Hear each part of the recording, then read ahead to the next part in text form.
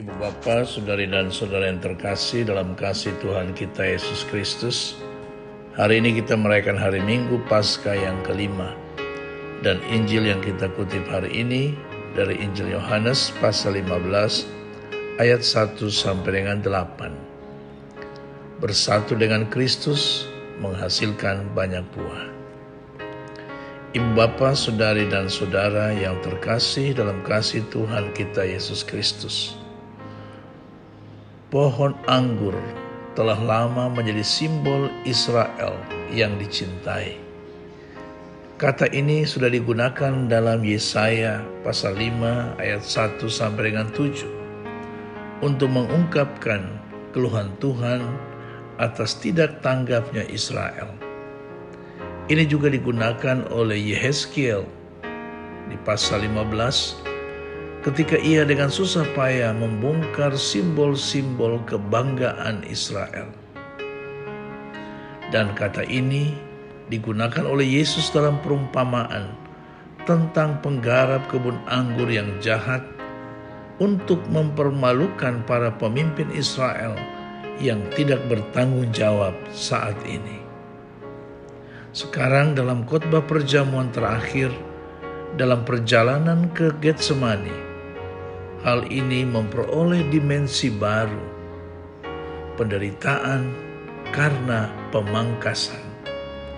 Namun penderitaan Yesus bukanlah hal yang utama di sini. Murid-murid Yesus harus siap menanggung sakitnya dari pemangkasan. Ibu Bapa, saudari dan saudara yang terkasih dalam kasih Tuhan kita Yesus Kristus, citra Yesus sangat kuat bagi orang yang tidak tahu apa-apa.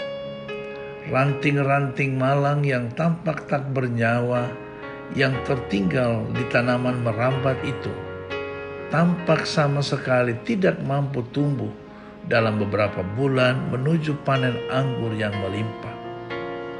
Dan aspek yang paling kuat dari simbol ini adalah getah yang mengalir melalui cabang-cabang yang tampaknya mati. Ada perbedaan besar antara pucuk-pucuk yang merapat dan ranting-ranting mati yang berserakan di tanah.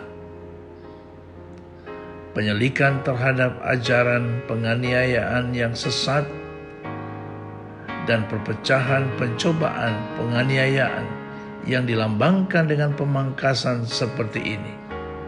Sepertinya semuanya baik-baik saja. Namun, kepatuhan pada pokok anggur, pada Kristus sendiri, inilah yang memberikan kehidupan kepada gereja. Dalam nasihat perpisahan pada perjamuan terakhir, Yesus menggambarkan persatuannya dengan pengikut-pengikutnya, seperti pokok anggur dengan ranting-rantingnya. Dari pengalaman hidup, kita ketahui bahwa ranting yang dipotong dan dipisahkan dari batangnya akan layu dan kering. Sebab ranting-ranting memperoleh hidupnya dari batang dan hanya bisa hidup selama mereka bersatu dengan pokok anggur.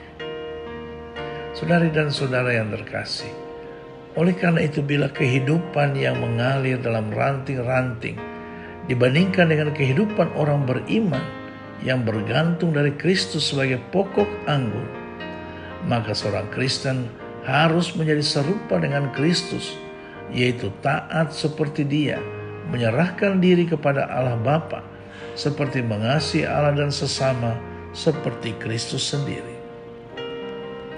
Bersatu dengan Kristus menghasilkan banyak buah, seperti cinta kasih, kebenaran, keadilan, dan damai.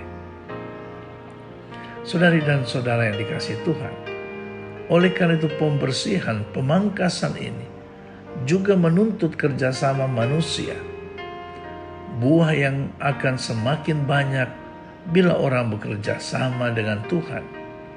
Menjadi murid Yesus merupakan lanjutan dari menghasilkan buah ini, yang sekaligus berarti memuliakan Allah Bapa. Cabang anggur yang tidak mau dibersihkan atau menjauhkan diri dari batang pokok yang hidup akan menjadi kering dan dibuang ke dalam api.